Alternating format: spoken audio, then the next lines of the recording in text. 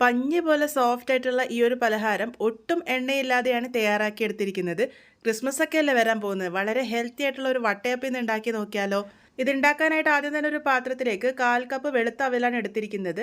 അത് ആദ്യം ഒന്ന് നല്ലപോലെ കഴുകിയെടുത്തതിന് ശേഷം 2 ടേബിൾ സ്പൂൺ വെള്ളം ഒഴിച്ച് 5 മിനിറ്റ് നേരത്തേക്ക് കുതിർക്കാൻ വേണ്ടി മാറ്റി വയ്ക്കാം. ഇനി ഇവിടെ മിക്സറിൻ്റെ ഒരു ജാർ എടുത്തിട്ടുണ്ട്. അതിലേക്ക് 1 കപ്പ് റാഗിപ്പൊടിയാണ് ചേർത്ത് കൊടുത്തിരിക്കുന്നത്. ഇതിലേക്ക് മധുരത്തിനായിട്ട് 1/2 കപ്പിൻ്റെ അടുത്ത് പൊടിച്ച ശർക്കരയാണ് ചേർത്ത് കൊടുത്തിരിക്കുന്നത്. 1/2 കപ്പ് മുഴുവനായിട്ടില്ല, കുറച്ച് കുറവുണ്ട്. ഞാൻ ഉപയോഗിക്കുന്നത് പാരീസിൻ്റെ ജാഗരി പൗഡറാണ്. ഇതിൽ അഴുക്കൊന്നുമില്ലെന്ന് ഉറപ്പുള്ളതുകൊണ്ടാണ് ഡയറക്റ്റായിട്ട് ചേർത്ത് കൊടുത്തിരിക്കുന്നത്. ഇനി ഇതിലേക്ക് 1/2 കപ്പ് തേങ്ങ ചിരകിയത് ചേർത്ത് കൊടുത്തിട്ടുണ്ട്. കൂടെ തന്നെ 1/4 ടീസ്പൂൺ ഉപ്പ് ചേർത്ത് കൊടുക്കാം. അതുപോലെ തന്നെ 1/4 ടീസ്പൂൺ സാധാരണ ജീരകവും 1/4 ടീസ്പൂൺ ഏലക്കാപ്പൊടിയും ചേർത്തിട്ടുണ്ട്. ഇതിലേക്ക് നേരത്തെ കുതിർത്തെടുത്തിരിക്കുന്ന അവലും കൂടെ ചേർത്ത് കൊടുക്കാം. അവൽ കയ്യിലില്ലാന്നുണ്ടെങ്കിൽ ചോറ് ചേർത്താലും മതിയാകും. ഇതിലേക്ക് 1/4 ടീസ്പൂൺ ഇൻസ്റ്റൻറ്റ് ഡ്രൈ ഈസ്റ്റും കൂടെ ചേർത്തിട്ടുണ്ട്. കൂടെ തന്നെ 1 ടീസ്പൂൺ പഞ്ചസാരയും കൂടെ ചേർക്കാം. 1 കപ്പ് വെള്ളം ഉപയോഗിച്ചാണ് ഇത് അരച്ചെടുത്തിരിക്കുന്നത്. കുറച്ചായി ചേർത്ത് നല്ല ഫൈനായിട്ട് തന്നെ ഇവിടെ അരച്ചെടുത്തിട്ടുണ്ട്.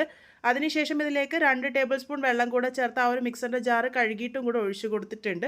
ഒന്ന് നല്ലപോലെ മിക്സ് ചെയ്തെടുത്തതിന് ശേഷം ഇത് റെസ്റ്റ് ചെയ്യാൻ വേണ്ടി വെക്കണം. ഇത് നല്ലപോലെ ഫെർമെൻ്റ് ആയിട്ട് കിട്ടണം. ഒരു 2 മുതൽ 3 മണിക്കൂർ നേരത്തേക്ക് നമുക്കിത് ഫെർമെൻറ്റ് ചെയ്യാൻ വേണ്ടി വെക്കാം. നല്ലപോലെ പൊങ്ങി വരാൻ വേണ്ടിയിട്ട് ശ്രദ്ധിക്കണം. ഞാനിവിടെ ഏകദേശം 2.5 മണിക്കൂറോളം വെച്ചിരുന്നു. ആ ഒരു സമയമാകുമ്പോഴേക്ക് നല്ലപോലെ പൊങ്ങി വന്നിരുന്നു. അത് നിങ്ങളുള്ള സ്ഥലത്തിൻ്റെ ചൂടൊക്കെ അനുസരിച്ചിരിക്കും കേട്ടോ.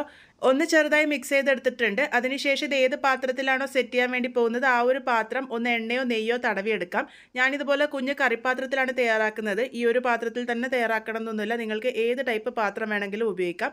ആ ഒരു പാത്രത്തിൻ്റെ 1/4 ഭാഗത്തോളം കൂട്ടൊഴിച്ച് കൊടുത്തിട്ടുണ്ട്.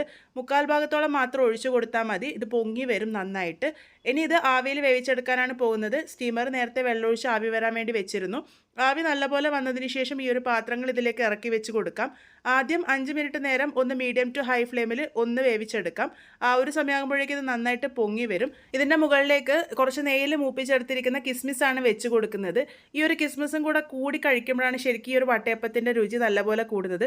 കുറച്ച് കൂടുതലായിട്ട് നിങ്ങൾക്ക് വെച്ച് കൊടുക്കാം കേട്ടോ. ഇനി ഇത് മീഡിയം ടു ഹൈ ഫ്ലെയിമിൽ വീണ്ടും ഒരു 10 മിനിറ്റ് നേരത്തേക്കും കൂടെ കുക്ക് ചെയ്തെടുക്കാം. ടോട്ടൽ 15 മുതൽ 20 മിനിറ്റ് നേരത്തേക്കാണ് ഇത് കുക്ക് ചെയ്തെടുക്കേണ്ടത്. 15 മിനിറ്റൊക്കെ ആകുമ്പോൾ ചെക്ക് ചെയ്തോളൂ.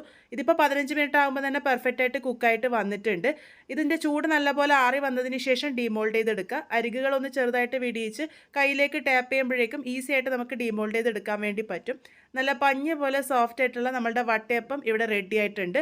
വളരെ ഹെൽത്തി ആയിട്ടുള്ള രീതിയിലാണ് ഇന്നിവിടെ തയ്യാറാക്കി എടുത്തിരിക്കുന്നത്. ഇതിനൊരു മിതമായിട്ടുള്ള മധുരം മാത്രമേ കാണുള്ളൂ.